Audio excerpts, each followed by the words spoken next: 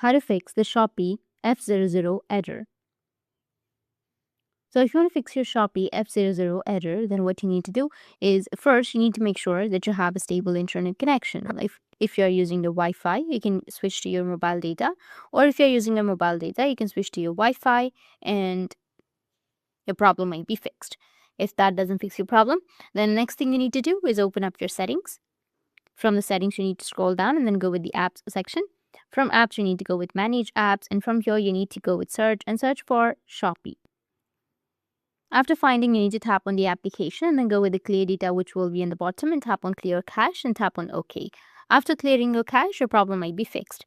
If that doesn't fix your problem, then you need to go with your Play Store or your App Store, whichever device you're using, and then go with search. And here you need to search for Shopee. And if you have any updates on your Shopee application, you just need simply go and update it. After updating, your problem might be fixed. So these were the few fixes, and if you have any questions, feel free to comment below. Thanks for watching.